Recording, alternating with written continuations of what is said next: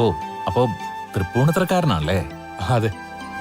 ജയിലിൽ നിന്ന് ഇറങ്ങിയ ശേഷം ഇനി കൃഷി വല്ലതും തുടങ്ങാൻ പ്ലാൻ ഉണ്ടെങ്കിൽ ദേ അങ്ങോട്ട് പറഞ്ഞാ മതി. നല്ല വളക്കൂറുള്ള മണ്ണ് കണ്ടെത്തി തരും. ശരി സാറന്മാരെ, ഓക്കെ, ഇടയ്ക്ക് വിളിക്കാം. കാണാം. ശരി ശരി.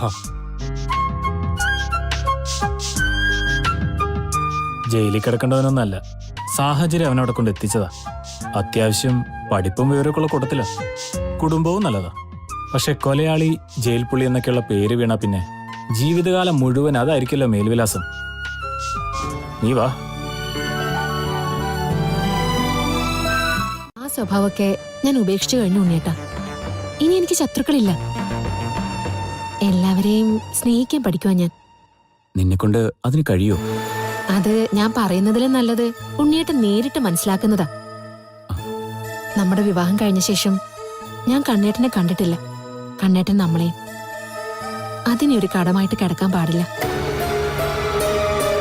പെട്ടെന്ന് ഫ്രഷ് ആയിട്ട് ഡ്രസ്സൊക്കെ മാറിയിട്ട് വാ, നമുക്ക് പോവാം.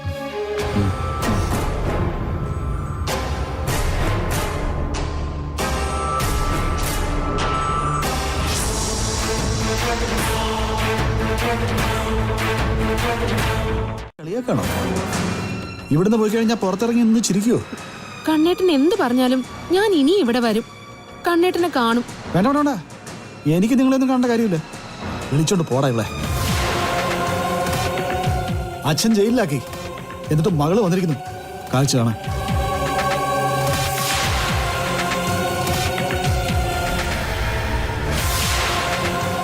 നിനക്ക് തൃപ്തിയായല്ലോ? ഇല്ല, കണ്ണേട്ടനെ കണ്ടിട്ട് എനിക്ക് മതിയായില്ല. അതുകൊണ്ട് ഇനി ഞാൻ വരും.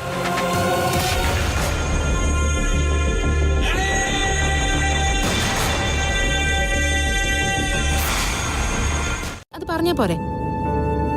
ബന്ധങ്ങളുടെ വില അറിഞ്ഞു തുടങ്ങിയത് ഇപ്പോഴാന്ന് കൂട്ടിക്കും. അല്ല, ഇത് കൂട്ടത്തോടുള്ളൊരു മാറ്റമാണല്ലോ. മാമനും മാമിയും ഒക്കെ മാറുവാണല്ലോ. എല്ലാവർക്കും ഇപ്പോഴാ അവരവരുടെ തെറ്റ് മനസ്സിലായത്. അതിനെ തിരുത്താനുള്ള ശ്രമ. ഉണ്ണിയേട്ടൻ അത് വേണ്ടാന്ന് പറഞ്ഞാലും ഞങ്ങൾക്കിനി മാറ്റമൊന്നുമില്ല. നല്ലതാ. ഹോസ്പിറ്റലിലെ തലവേദനയൊക്കെ കഴിഞ്ഞ് വീട്ടിൽ വരുമ്പോ എല്ലാവരും സൗഹൃദത്തിൽ കഴിയുന്നത് സമാധാനം തന്നെയാ. ഇപ്പോഴേ ഏറ്റവും കൂടുതൽ സന്തോഷിക്കുന്നത് പവിത്രയുടെയും കാർത്തുമായിരിക്കും. കണ്ണേട്ടന്റെ മനസ്സും ഇപ്പം തണുത്ത് കാണും.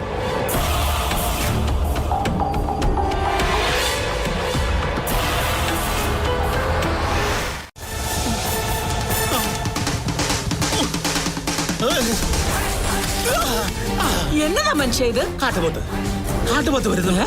ഞാനിവിടെ ഇല്ല എന്ന് പറഞ്ഞിട്ട്. കാട്ടുപോത്ത്? കാട്ടുപോത്ത്? പിന്നെ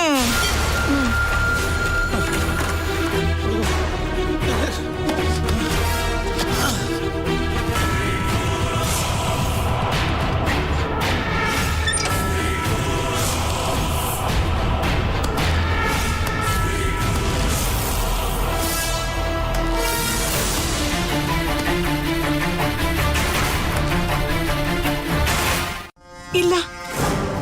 ഓ, ഇല്ലയോ? ഉണ്ടോ അതോ ഇല്ലയോ? ഉണ്ടായിരുന്നു. പിന്നെന്താ, മാഞ്ഞുപോയോ? ഒരുപാട് കള്ളം പറയുന്ന കൂട്ടത്തിലാണെന്ന് എനിക്കറിയാം. ഇപ്പൊ പറയുന്നതും കള്ളമാണെന്ന് എനിക്കറിയാം. അങ്ങനെ വരുമ്പോ അകത്ത് കയറി എനിക്ക് തപ്പേണ്ടി വരും.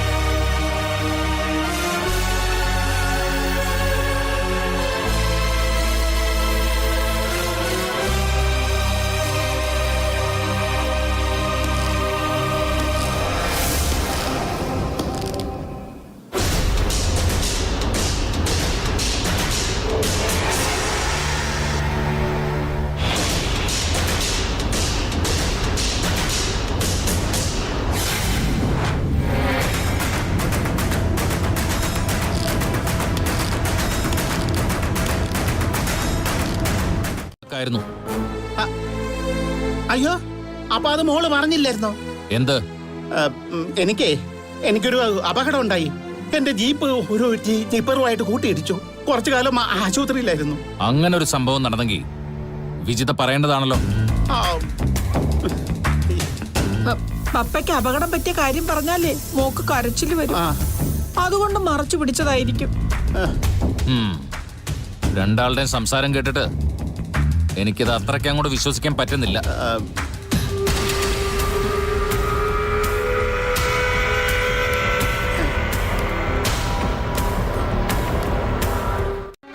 ദീപം മോനെ മനസ്സിൽ പതിപ്പിച്ചോണ്ട് നടന്നതുകൊണ്ടേ ഞങ്ങള് പറഞ്ഞില്ലെങ്കിലും അവള് കാത്തിരുന്നേനെ.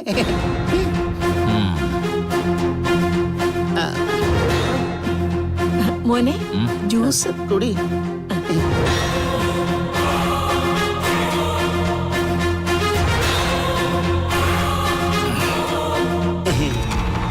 എന്നാ പിന്നെ ശരി, ഞാൻ പോയിട്ട് പിന്നെ വരാം. ഓ,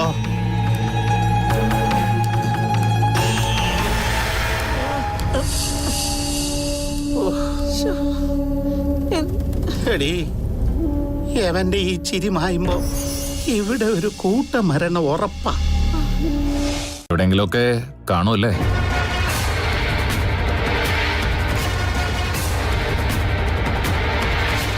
നിങ്ങൾ രണ്ടാളും കള്ളം പറയുന്നു തോന്നുന്നില്ല.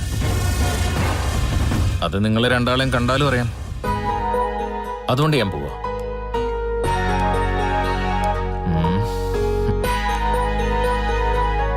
പശുക്കളൊക്കെ ഉള്ള വീടാണല്ലേ?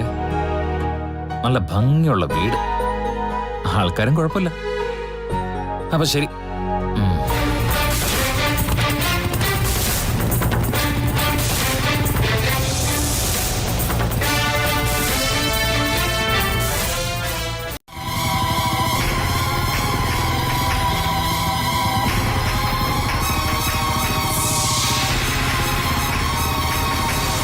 അയാളുടെ സംസാരം അത്ര പന്തിയല്ല. ഇനി എന്തിനാണോ വന്നത്? അതൊന്നും നമ്മളെ നോക്കണ്ട ഇടത്തെ.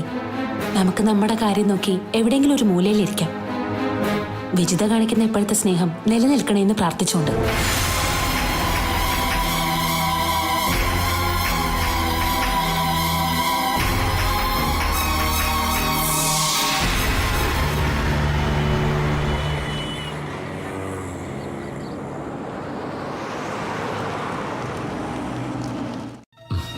ഞാനും ആ അഭിപ്രായക്കാരനാ. ആ, അതുകൊണ്ടല്ലയോ വാശി പിടിച്ച് വഴക്കിട്ട് മോനെ ഞാൻ എന്റെ മരുമോനാക്കിയത്. മോനെ അകത്തോട്ട് വിളിച്ചോണ്ട് പോ മോളെ. വാ ഉണ്ണിയേട്ടാ. ചെല്ല്.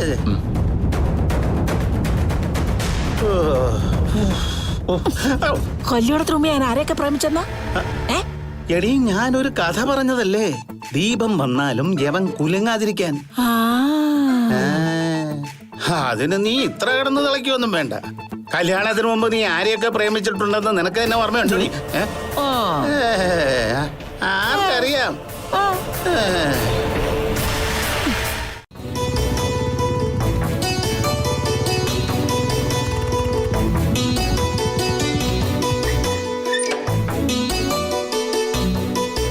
നല്ല പെൺകുട്ടിയാ, അമ്മയ്ക്ക് പറ്റിയ മരുമോളാ.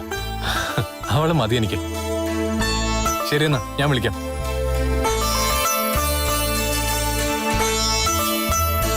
സാറേ, എന്നെ അറിയൂ? അറിയാതെ പിന്നെ?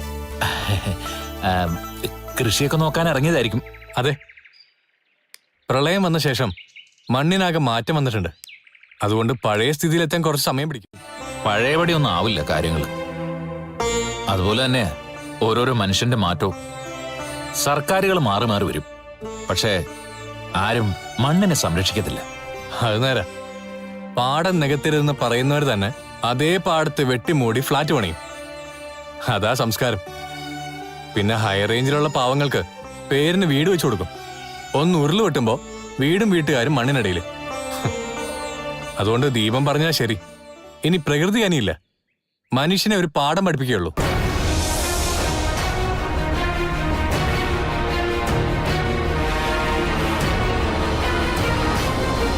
മതിലകത്തെ ചിന്ത മാത്രമാ. അവിടെയുള്ളവരൊക്കെ ഉണ്ടോ, ഉറങ്ങിയോ? അതൊക്കെയാ ചോദ്യം. ഇത് പറയാനാണോ നീ ഇപ്പൊ ഇങ്ങോട്ട് വന്നത്? നയനയുടെ മനസ്സിൽ എന്തൊക്കെയോ കേറിയിട്ടുണ്ട് പപ്പേട്ട. കുറ്റം പറഞ്ഞിട്ട് കാര്യമില്ല. കണ്ണേട്ടൻ ചെയ്യില്ല. കൂടെ കഴിയേണ്ട ആണുങ്ങളില്ലെങ്കിൽ ആർക്കായാലും ഇങ്ങനെയൊക്കെ സംശയം തോന്നും. ഇനി പരമാവധി വരാതിരിക്കാൻ ശ്രമിക്കാം. ഞങ്ങൾ പോവാ. മോളെ.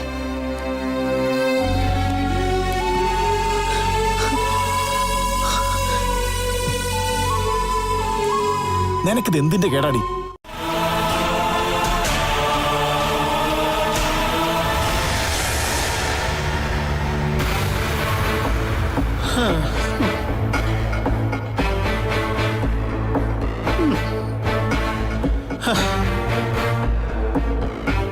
അവനെ എങ്ങനെ കൈകാര്യം ചെയ്യാൻ പറ്റുമെന്ന് ആലോചിച്ചിട്ട് ഒരെത്തും പിടിയും കിട്ടുന്നില്ല. ആ കൃഷി ഓഫീസറെ പോലെ 4-5 ഒന്നിച്ച് തല്ലാൻ കെൽപ്പുള്ളവന്. അവനെ തട്ടിക്കളയേ നിവൃത്തിയുള്ളൂ. അതിനു മുമ്പ് പരമാവധി സ്നേഹിക്കണം. അവന്റെ അടിമയെപ്പോലെ നിൽക്കണം. അവൻ മുമ്പിലോട്ട് വന്ന അവൻ പറയുന്നതൊന്നും കേൾക്കാൻ നിൽക്കരുത്. അവന് ചെവിയേ കൊടുക്കരുത്. അല്ലെങ്കിൽ തന്നെ കൊലയാളികളുമായിട്ട് കൂട്ടുകൂടുന്നത് നമ്മുടെ കുടുംബ പാരമ്പര്യം അല്ലല്ലോ. അതിന് ഇവളിങ്ങനെ ഭയക്കേണ്ട കാര്യം എന്താ?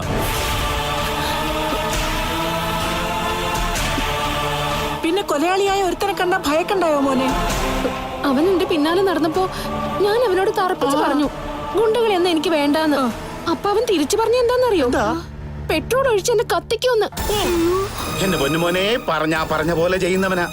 ഇന്ന് നിങ്ങളെ രണ്ടുപേരെ ഒന്നിച്ച് കണ്ടിരുന്നെങ്കിൽ അവൻ രണ്ടുപേരെയും കത്തിച്ചേനെ.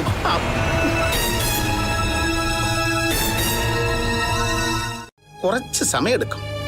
അതുവരെ സൂക്ഷിക്കേണ്ടത് നമ്മളാ. നേരത്തെ വന്നപ്പോഴേ ഒരു സമ്മാനം തരണമെന്ന് കരുതിയിരുന്നു, മറന്നുപോയി.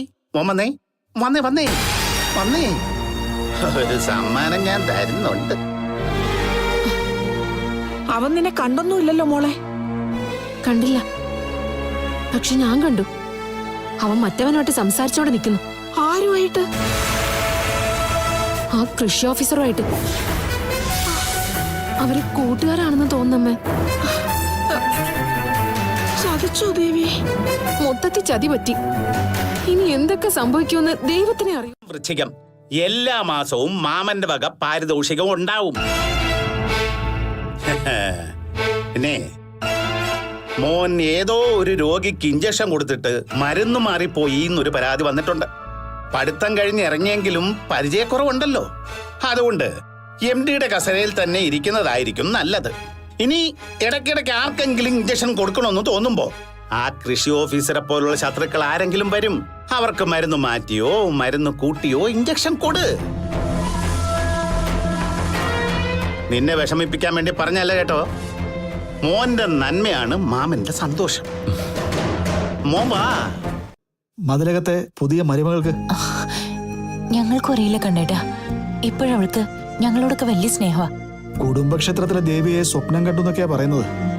അല്ല, അതൊന്നും ഞാൻ വിശ്വസിച്ചിട്ടില്ല. മറ്റെന്തോ ഇടയ്ക്ക് സംഭവിച്ചിട്ടുണ്ട്.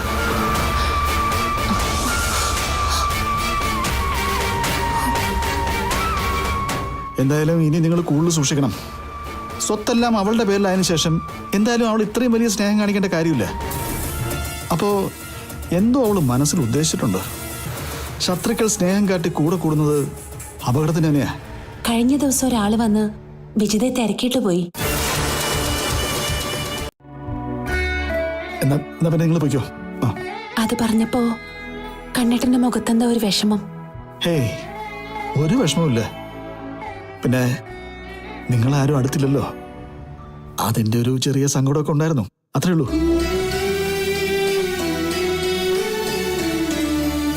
ശരിയെന്നാ പൊയ്ക്കോ. വാ മോളെ.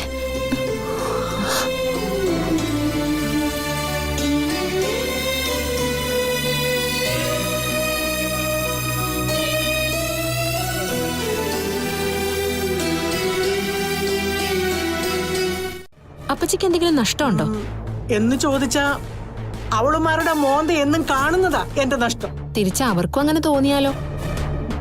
മോളും എന്നെ കൊച്ചാക്കാൻ തുടങ്ങിയോ? ഞാൻ കൊച്ചാക്കിയതൊന്നും അല്ല. ഏത് നേരം അവരുടെ കാര്യം ചോദിച്ച് അപ്പച്ചി എന്നെ ഇങ്ങനെ ശല്യം ചെയ്യരുത്.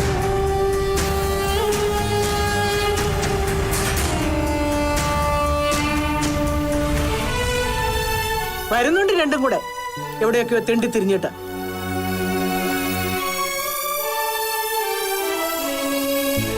ഞങ്ങൾ തെണ്ടിത്തിരിയാനല്ല പോയത്, അമ്മയുടെ മൂത്ത മോനെ കാണാനാ.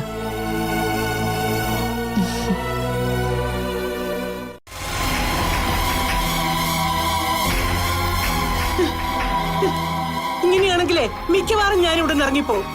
എനിക്കിതൊന്നും കണ്ടോണ്ട് നിൽക്കാൻ പറ്റില്ല.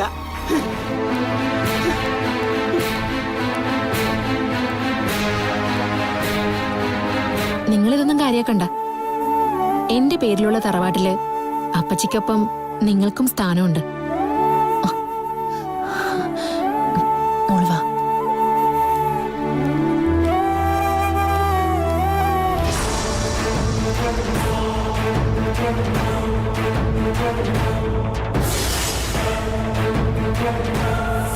നിന്നെ വിളിച്ചിട്ട് കാര്യമില്ലെന്ന് തോന്നി. അതുകൊണ്ടാണ് എന്നെ വിളിച്ച് സങ്കടങ്ങൾ പറഞ്ഞത്. അവിടെ കുറച്ച് പ്രശ്നമുണ്ടടാ. ഞാൻ അവിടെ ഒരാഴ്ച തികച്ചു നിന്നാ എന്റെ കല്യാണം ഉറപ്പാ. ഓണത്തിന് തന്നെ അവിടുന്ന് മുങ്ങാൻ പറ്റ പാടാ എനിക്കറിയാം.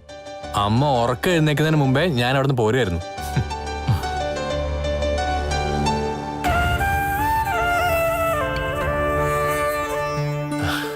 ലോകത്ത് ഇങ്ങനൊരു പെൺകുട്ടി ഉണ്ടോന്ന് ആലോചിക്കുക. നല്ല പെൺകുട്ടികളൊക്കെ ആദ്യം അവഗണിക്കും, പിന്നെ സിമ്പതിയുടെ പുറത്തെങ്കിലും നമ്മുടെ ആവശ്യത്തെപ്പറ്റി ചിന്തിക്കും. പ്രത്യേകിച്ചും മറ്റുള്ളവരോട് സപ്പോർട്ട് ചെയ്യുമ്പോ. ഇത് വല്ലാത്തൊരു ക്യാരക്ടറായി പോയി. എന്നാ മനസ്സിനകത്തുനിന്ന് അവളെ പിടിച്ച് പുറത്താക്കാനും പറ്റുന്നു. കണ്ടെത്തിയത് നല്ല കുട്ടിയാ. എന്നാ പ്രണയം അങ്ങോട്ടേ ഉള്ളൂ, തിരിച്ചില്ല. വെറുതെ പ്രേമിച്ചടക്കാനല്ല, കല്യാണം കഴിക്കാനാ. പ്രേമത്തിന്റെ വില എന്താന്നൊക്കെ എനിക്കറിയാം സാറേ. പ്രേമിക്കുന്നവരുടെ മനസ്സും അറിയാം.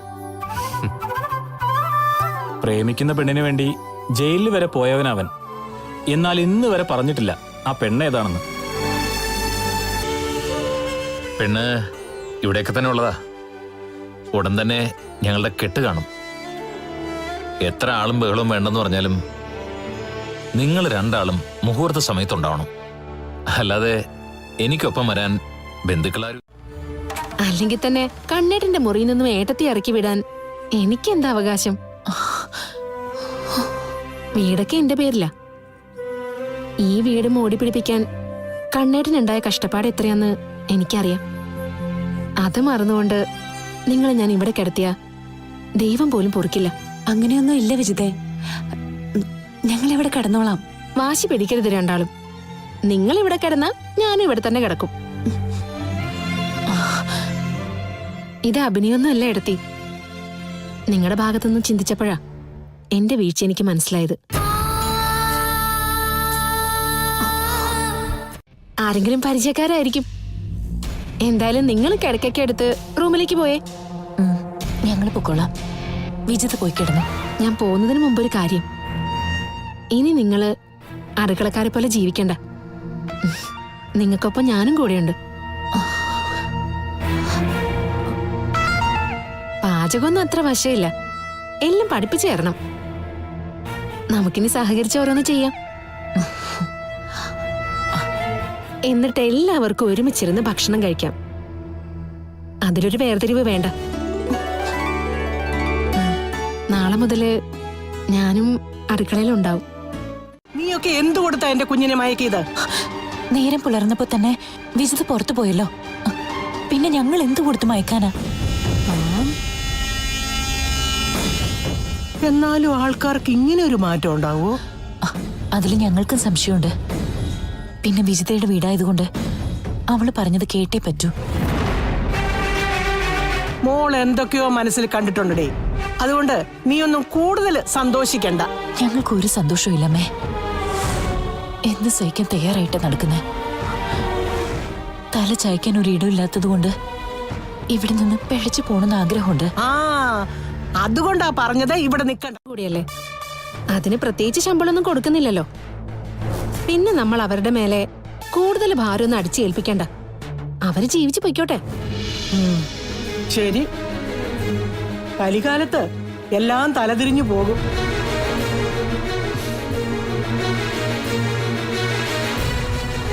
നീ ഇപ്പൊ പറഞ്ഞതാ ശരി. പക്ഷെ ഓന്തിനെ പോലെ ആവരുത്. നാളെ നിറം മാറരുത്. ഇനി എനിക്ക് അങ്ങനെ മാറ്റമൊന്നും ഉണ്ടാവില്ല. ഇനി ഉണ്ണിയേട്ടൻ എന്നെ വെറുക്കാതിരുന്നാ മതി. നീ ആൾക്കാരെ മനസ്സിലാക്കി തുടങ്ങിയ പിന്നെ നിന്നെ വെറുക്കേണ്ട കാര്യം എന്താ? അല്ല, ഞാൻ പറഞ്ഞേ ഉള്ളൂ. ഡോക്ടർ, അവന്റെ കെട്ട് കഴിഞ്ഞോ? ആ, കഴിഞ്ഞു. അല്ല, നിന്റെ വീട്ടിൽ വന്നപ്പോ നിന്നെ കണ്ടില്ല. കള്ളക്കരുണന്റെയും കെട്ടികളുടെ സംസാരത്തില് പന്തികേട് തോന്നിയോണ്ട് ഞാൻ അവിടെ വന്നിരുന്നു. അപ്പൊ നീ അവിടെയും ഇല്ല. മുങ്ങി നടക്കുവാണോടി? അല്ല, നമുക്ക് ഉടനെ കാണാം. കാണണം, കണ്ടേ തീരൂ. എന്നാ ശരിയടി. ഇവിടെ കുറച്ചു ദിവസം താമസിക്കാമെന്ന മോളുടെ അമ്മയും വലിയമ്മയും ഇവിടുന്ന് പറഞ്ഞു വിടുന്നു. മൊത്തത്തിലൊരു പൊരുത്തക്കേടുണ്ടല്ലോ. ചെറിയ ചില വിഷമങ്ങളൊക്കെ ഉണ്ട്. അതുകൊണ്ട് നാളെ ക്ഷേത്രത്തിൽ പോണെന്ന് പറഞ്ഞു.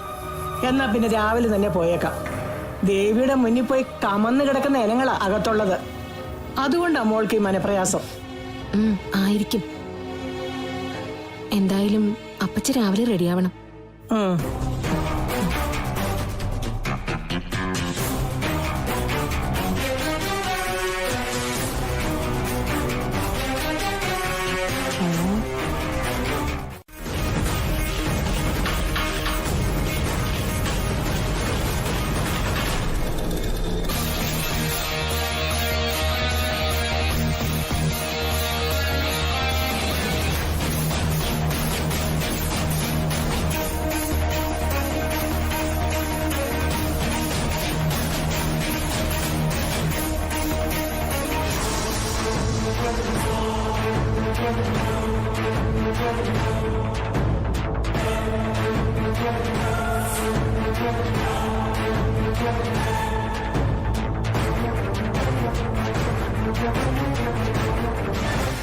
തറവാടിന്റെ പടി കടന്നു പോണേ.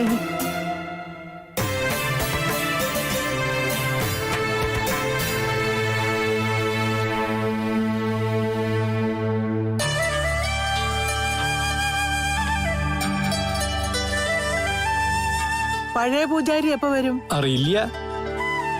ഉള്ളത് പറയാലോ. അദ്ദേഹം ഉള്ളപ്പോ ഒരു ഐശ്വര്യമൊക്കെ ഉണ്ടായിരുന്നു. ദേവിക്ക് ചൈതന്യം വരണമെങ്കിൽ പൂജിക്കുന്നവർക്ക് നല്ല ഭക്തി, ആത്മാർത്ഥത ഒക്കെ വേണം. അപ്പച്ചിങ് വന്നേ. അതെ, ദൈവത്തിനോടാണെങ്കിലും പറയാനുള്ളത് ഞാൻ പറയും. അങ്ങനെയുള്ള ജാതകക്കാരിയ കാർത്തു എന്ന കൈപ്പുള്ള പെണ്ണ്. ഞാൻ അതിനെപ്പറ്റി എന്തെങ്കിലും ചോദിച്ചോ? മുമ്പൊരു ദിവസം കണ്ടപ്പോ എനിക്ക് പറയാനുള്ളതൊക്കെ ഞാൻ പറഞ്ഞാണല്ലോ. പിന്നെ അതേപ്പറ്റി ഒരു ചർച്ചയുടെ ആവശ്യമില്ല. നന്നാവാൻ വേണ്ടി പറഞ്ഞതേ ഉള്ളൂ. പിന്നെ കാലനും ഉണ്ടല്ലോ കാലദോഷം. ഞാൻ അമ്പലത്തിൽ വന്നതേ മനസമാധാനായിട്ടൊന്ന് പ്രാർത്ഥിക്കാനാ.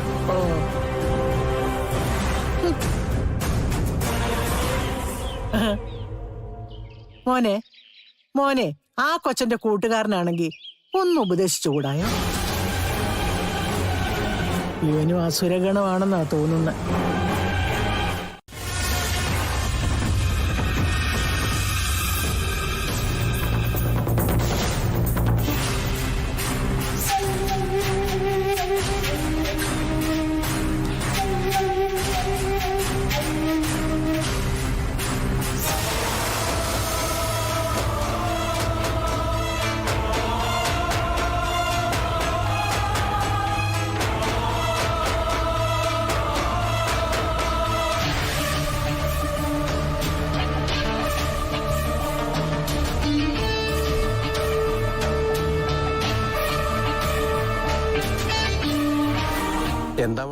അങ്ങനെ വെറുതെ എന്തെങ്കിലും ചോദിക്കുമ്പോ അതിന് മറുപടി പറയാനിരിക്കുകയാണോ ഞാൻ?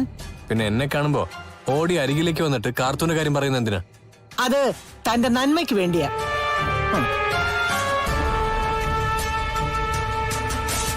അല്ല, ആരക്കാത്ത എവിടെ നിൽക്കുന്ന? അതെ, ഒരാരാച്ചാര് വരാന്ന് പറഞ്ഞിട്ടുണ്ട്. തൊഴുതിട്ട് കാത്തു നിക്കുവാ.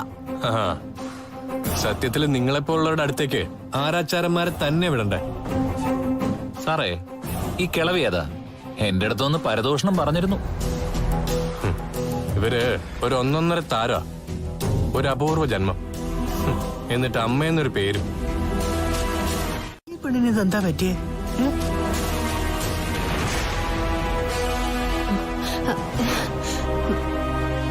ആ മോളെ മോളെ ഇത്ര നേരം തൊഴുവായിരുന്നോ?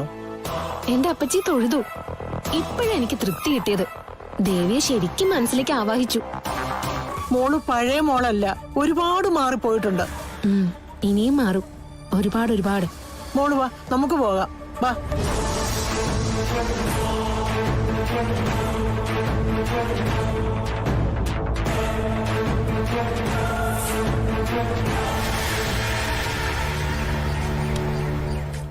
വലിച്ചു കീറാൻ തോന്നും. ഇപ്പൊ കുഴപ്പമൊന്നുമില്ല. മതിലകത്തെ മരുമോൾക്ക് ചില മാറ്റങ്ങളൊക്കെ വന്നിട്ടുണ്ട്. അങ്ങനെ വരേണ്ടതല്ലോ. ഇനി അതിന്റെ പിന്നില് എന്തെങ്കിലും കളിയുണ്ടോന്ന് അറിയില്ല. എന്തായാലും കഴിഞ്ഞ ദിവസം മുതല് ഇച്ചിരി ആശ്വാസമുണ്ട്. മോളെ സൂക്ഷിക്കണം. കണ്ണേട്ടന്റെ കാര്യങ്ങളൊക്കെ അറിയാമല്ലോ. ഞങ്ങൾ അതൊക്കെ പ്രതീക്ഷിച്ച് തന്നെയാ നിൽക്കുന്നത്. 10,000-2000 രൂപയ്ക്ക് ഒരു വാടക വീട് കിട്ടുമെങ്കിൽ ഒന്ന് നോക്കി വെച്ചേക്ക്. അവിടുന്ന് ഇറങ്ങേണ്ടി വരുമ്പോ കയറി താമസിക്കാൻ ഒരു കൂര വേണമല്ലോ.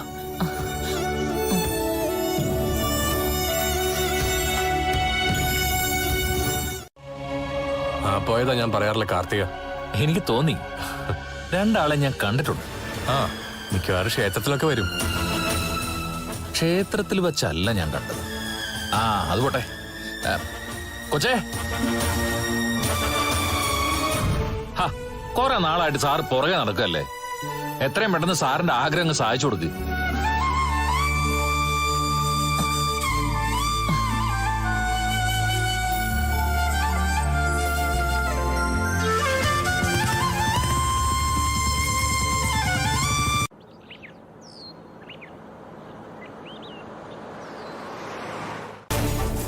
ഓ, അപ്പച്ചിക്ക് എന്നോട് ദേഷ്യമാണോ?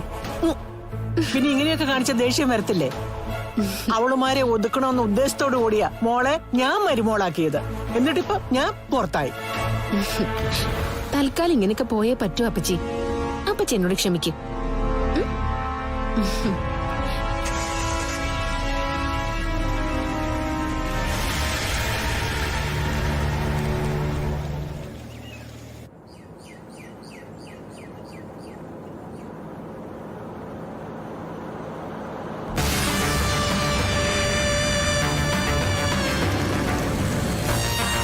ഉള്ളൂ എന്ന് വെച്ചാ എനിക്കറിയാം ആ കുടുംബത്തിന് വേണ്ടി നിങ്ങളൊക്കെ എന്തുമാത്രം കഷ്ടപ്പെട്ടിട്ടുണ്ടെന്ന്.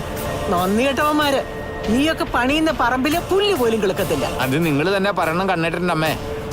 ഈ നാട്ടിൽ ആ മണ്ണീന്ന് കളിച്ചെടുത്തതിന്റെ അപ്പുറം ഒന്നും ആരും കളിച്ചെടുത്തിട്ടില്ല. അത് ഞങ്ങളുടെ കൂടെ അധ്വാനമാ. അധ്വാനികള്. അതുകൊണ്ടായിരിക്കും 2-3 വർഷം കുത്തി കളച്ചുണ്ടാക്കിയതൊക്കെ വെള്ളം കൊണ്ടുപോയത്.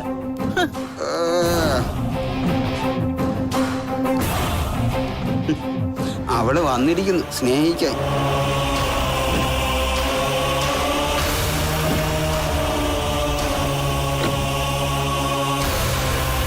തെറ്റുകൾക്ക് പ്രായശ്ചിത്തം ചെയ്തു തുടങ്ങി നിനക്ക് അതങ്ങ് തുറന്നു പറഞ്ഞൂടെ? ചെയ്യാത്ത കാര്യങ്ങള് ഞാൻ എന്തിനാ ഉണ്ണിയേട്ടാ ചെയ്തെന്ന് പറയുന്നത്? ഞാൻ എന്റെ സ്വഭാവം മാറ്റിക്കൊണ്ടിരിക്കുന്നത് ശരിയാ. എന്ന് വെച്ച് ചെയ്യാത്ത കുറ്റം എന്റെ പപ്പയുടെ തലയിൽ അടിച്ചേൽപ്പിക്കില്ല. ശരി, അതിന്റെ പേരില് ഞാൻ ഇനി ഒരു വഴക്കിനില്ല. കണ്ണേട്ടൻ എത്രയും പെട്ടെന്ന് മടങ്ങി വരണം. ഈ വീട്ടിലെ കാരണവരായി തുടരണം. നമ്മുടെ കല്യാണം കഴിഞ്ഞ ശേഷം എനിക്ക് അങ്ങനെ ഒരു ചിന്തയില്ലായിരുന്നു. കണ്ണേട്ടൻ ഇനി ഇങ്ങോട്ട് വരരുതെന്ന് പോലും ചിന്തിച്ച സമയമുണ്ടായിരുന്നു. നിന്റെ സ്വഭാവത്തിന് മാറ്റം വന്ന ശേഷമാ ആ ഭയം അങ്ങ് നീങ്ങിയത്. വീടും പറമ്പും എല്ലാം കണ്ണേട്ടന്റെ പേർക്ക് എഴുതി കൊടുക്കാം. പിന്നെ അധികാരത്തോടെ കണ്ണേട്ടൻ ഇവിടെ കഴിഞ്ഞു. ഇപ്പൊ എനിക്ക് സ്വത്തിനോട് ഒരു മോഹമില്ല. അതിലൊന്നും വലിയ കാര്യമില്ലെന്ന് മനസ്സിലായി. പരസ്പരം സ്നേഹത്തോടെ ഒത്തൊരുമയോടെ കഴിയുക, അതിൽ നിന്നും കിട്ടുന്ന മനസമാധാനം വേറെയില്ല. അതെ, ഞാൻ കുറച്ചു ദിവസം വീട്ടിൽ പോയി നിന്നാലോ എന്ന് ആലോചിക്കുക. നീ എന്നെ ഇങ്ങനെ സ്നേഹിക്കുമ്പോ വിട്ടു നിൽക്കുന്ന വിഷമം. ഉണ്ണിയേട്ടൻ അങ്ങോട്ടും വരാലോ. എന്നാ പിന്നെ പൊയ്ക്കോ, ഞാൻ തടയുന്നില്ല. അച്ഛന്റെ അമ്മയുടെ അരികിലേക്കാ പോകുന്നത്. ഉണ്ണിയേട്ടൻ എന്തെങ്കിലും ആവശ്യമുണ്ടോ? പറഞ്ഞാ മതി, വാങ്ങിത്തരുന്ന കാര്യം ഞാൻ ഏറ്റു. ഒന്നും വേണ്ട, നീ എന്റെ അനുസരണയുള്ള ഭാര്യയായി ഇതുപോലെ അങ്ങ് ജീവിച്ചാ മതി. ചാരമായിട്ട് മണ്ണിനൊപ്പം ചേരും. എന്നാൽ അതിനു മുമ്പ് ചെയ്തു പോയ പ്രവർത്തികൾക്കെല്ലാം പിഴ ഒടുക്കിയിട്ടേ ഇവിടുന്ന് പോകാൻ പറ്റൂ.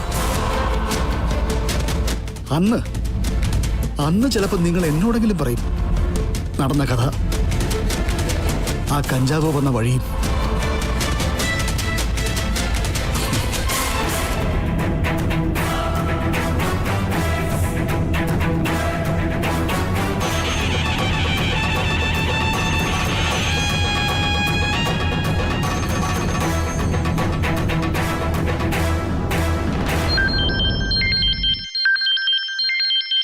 നീ എന്തിനാ നിന്റെ മുറച്ചെറുക്കന്റെ വീട്ടിൽ പോയി നിൽക്കുന്നത്? വാക്കിന് വ്യവസ്ഥയില്ലാത്ത ആ അബ്കാരി കരുണം പറഞ്ഞോ നിനക്കിനി ഡോക്ടർ മതിയെന്ന്? അങ്ങനെയാണെങ്കിൽ അവനൊരു ഭാര്യ ഉണ്ടാവും, അതൊരിക്കലും നീ ആയിരിക്കില്ല. ഏതായാലും കൊലയാളി എന്നൊരു പേരുണ്ടെനിക്ക്. ഇനിയൊരു മരണം കൂടി നടന്നാലും അതിനപ്പുറം ഒരു പേര് കിട്ടാനില്ല. ഞാൻ എന്റെ വീട്ടിലുണ്ട്. ദീപേട്ടൻ ഇങ്ങോട്ട് പോരെ. ആ, അങ്ങനെ വഴിക്ക് വാടി മോളെ. ഞാൻ ദേ വന്ന് കഴിഞ്ഞു.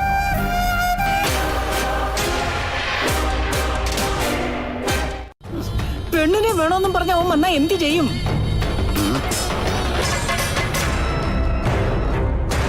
അതിനു മുമ്പ് അവനെ തട്ടണം, ഇരുചെവി അറിയാതെ.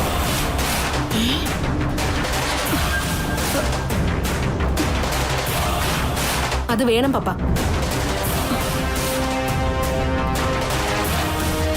എത്രയെന്ന് വെച്ചാ സിന്ദൂരം തുടച്ചു കളഞ്ഞ് താലി മാലി എടുത്തു മാറ്റിയിട്ട് നടക്കുന്നത്? മിക്കവാറും ഞാൻ പ്രഷർ വന്ന് വീഴാനുള്ള സാധ്യതയുണ്ട്. അപ്പൊ ഞങ്ങളോ? ഇപ്പൊ പോയത് ടെസ്റ്റ് ചെയ്ത് നോക്കണം. അപ്പൊ പ്രഷറൊക്കെ തോന്നിയപടിയായിരിക്കും. മനുഷ്യൻ അറ്റാക്ക് വന്ന് ചാകുന്നതിന് മുമ്പ് ഇതിനൊരു പരിഹാരം കണ്ടേ വടി. എന്നാ പിന്നെ ചെല്ലും മോളെ.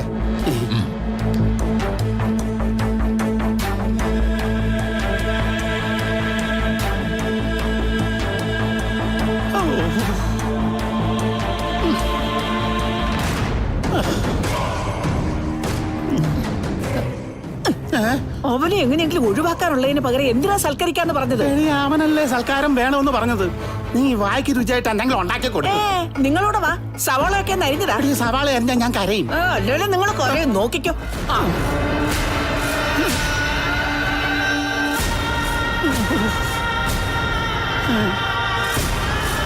അല്ലെങ്കിൽ പിന്നെ ഇങ്ങനെ ഒരു മാറ്റം ഉണ്ടാവോ?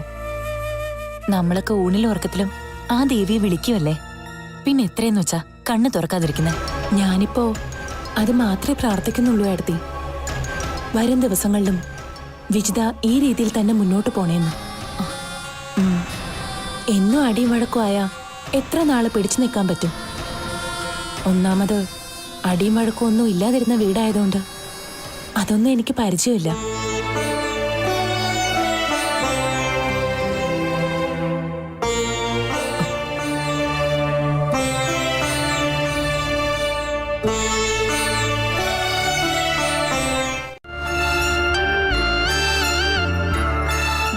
അല്ല, അതുപോലെ ആയിരുന്നല്ലോ അയാളുടെ സംസാരവും പെരുമാറ്റവും ഒക്കെ.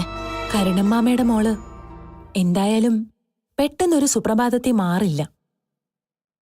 ഇത് ദേവി തന്നെ ഇടപെട്ടതാ. എന്തോ ഒരു ഭയം വിജിതയുടെ ഉള്ളിലുണ്ട്. അത് ചിലപ്പോ നമ്മൾ ചിന്തിക്കുന്ന പോലെ ആ ബുള്ളറ്റിൽ വന്ന ആള് തന്നെ ആവാം.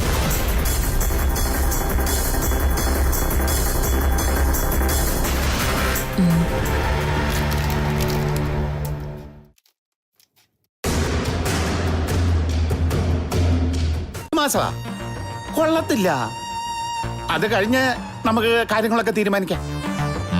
തീരുമാനിക്കണം. അല്ലെങ്കിൽ ഞാൻ ഇവളെയും കൊണ്ട് രജിസ്റ്റർ ഓഫീസിലേക്ക് പോവും. സാക്ഷികളായിട്ട് നിങ്ങൾ രണ്ടുപേരും മതി. കെട്ടങ്ങ് നടക്കും.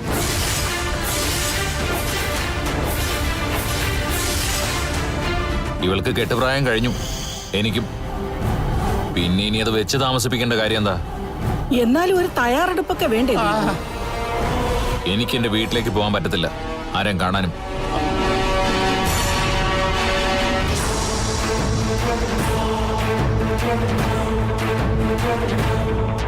അല്ല ഞാനിപ്പോ.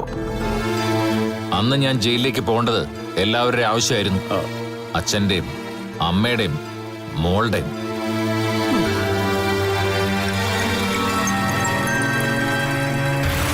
അതുകൊണ്ട് അന്ന് കാണിച്ച സ്നേഹത്തിന് ആത്മാർത്ഥത ഉണ്ടായിരുന്നു. പിന്നീടാ എല്ലാം കുറഞ്ഞു കുറഞ്ഞു വന്നത്.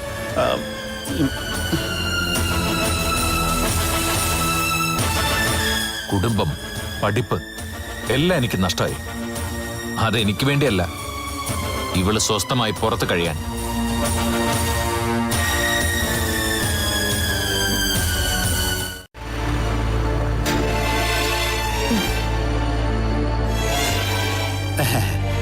എന്നാ പിന്നെ ഇറങ്ങുവാണോ? എന്താ അത്ര ധൃതി? എന്നാ പിന്നെ ദീപുവിനെ മുകളിലോട്ട് കൊണ്ടുപോ മോളെ. വാ ദീപോട്ടാ.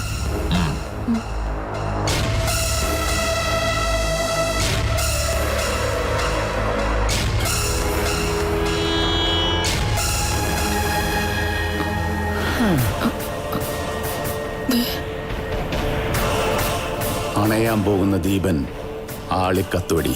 ഇത് പാടിക്കത്തുന്ന നമ്മളാ. അതെന്താ അങ്ങനെ?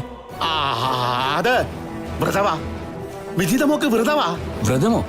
എന്നിട്ട് അതിനെപ്പറ്റി അവൾ എന്റെ അടുത്തൊന്നും പറഞ്ഞില്ലല്ലോ. ഇതേ ഭർത്താക്കന്മാർ അറിയാതെ എടുക്കുന്ന വ്രതവാ. അവൾക്ക് എന്തൊക്കെയോ മാറ്റങ്ങളുണ്ട് മാമ. ഇനിയും മാറും മോനെ. ഓരോ ദിവസം കഴിയുന്തോറും മാറി മാറി അവൾ ഒരു മാലാഖയാകും. പിന്നെ ഞാൻ അവളുടെ മാറ്റത്തെ പറ്റി ഹോസ്പിറ്റലിൽ വെച്ച് പറഞ്ഞപ്പോ അവൾക്ക് ഒരു മാറ്റമില്ലെന്നല്ലേ മാമൻ പറഞ്ഞത്? അല്ല മോനെ, അത് എനിക്ക് ഇപ്പോഴല്ലേ ബോധ്യപ്പെട്ടത്.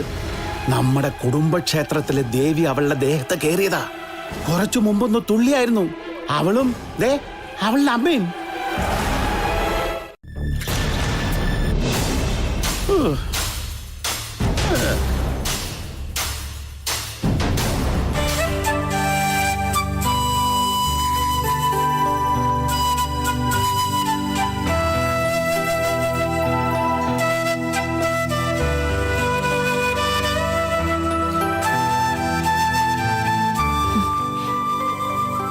നീ ഇങ്ങനെ അരികിലിരിക്കുമ്പോ സത്യം പറഞ്ഞ ഒരു സമാധാന. നീ എനിക്ക് വേണ്ടി ഇത്രയും നാൾ കാത്തിരുന്നെന്ന് ഓർക്കുമ്പോ ഞാൻ പറഞ്ഞല്ലോ, എനിക്ക് അതിനേക്കാൾ ആശ്വാസം നിന്നോട് ബഹുമാനവും തോന്നുക. പിന്നെന്താ പ്രശ്നം? നീ വാ. ഞാനേ തല മസാജ് ചെയ്തിരുന്നത് മുമ്പൊക്കെ ദീപോട്ടിന് വലിയ ഇഷ്ടായിരുന്നില്ലേ? ഇന്ന് എന്റെ കുട്ടനെ തലയൊക്കെ ഒന്ന് മസാജ് ചെയ്തുതരാം. എന്നാ പിന്നെ കറങ്ങുന്നതിനേക്കാളും നല്ലതാ ഓയിൽ മസാജ് ആയിക്കോട്ടെ. ഓയിൽ വേണ്ട, വെറുതെ കൈ കൊണ്ട് ഇങ്ങനെ ചെയ്യില്ലേ? ആയിക്കോട്ടെ. അപ്പൊ ഞാനേ വാതിലടക്കട്ടെ.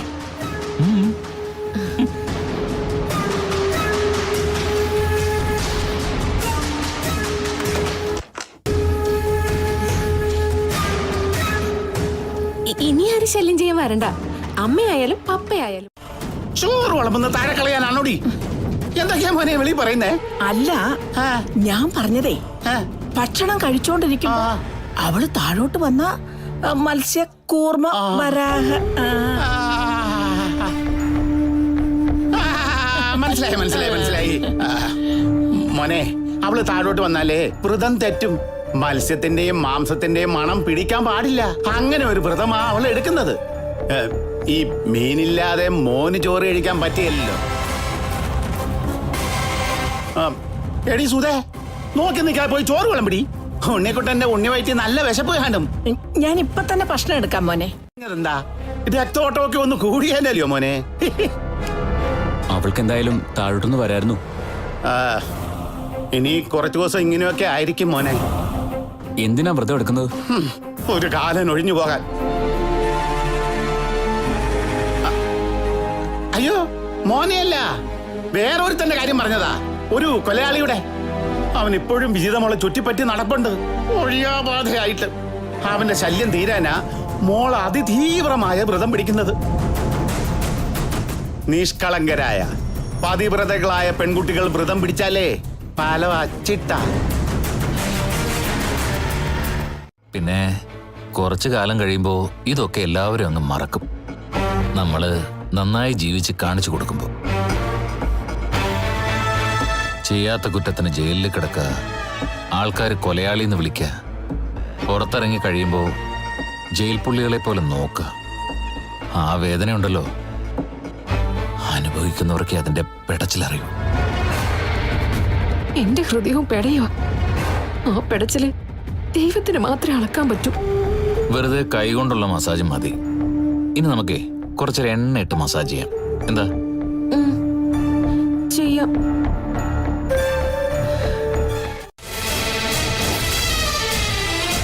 വെള്ളം ഇറങ്ങാതെ ചാവാനായിരിക്കും അവരുടെ വിധി.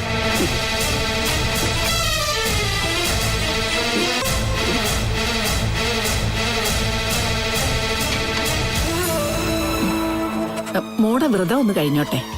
എല്ലാ പ്രശ്നങ്ങൾക്കും ശമനം ഉണ്ട്. അല്ല മോൻ കഴിക്കേ. കഴിക്കേ.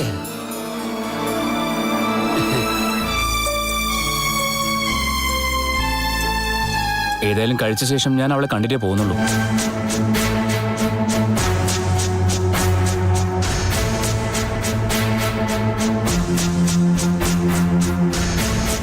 ഇനി സുധേ, മോൻ പറഞ്ഞത് കേട്ടോ? നമ്മള് കള്ളം പറയുവാന്ന്.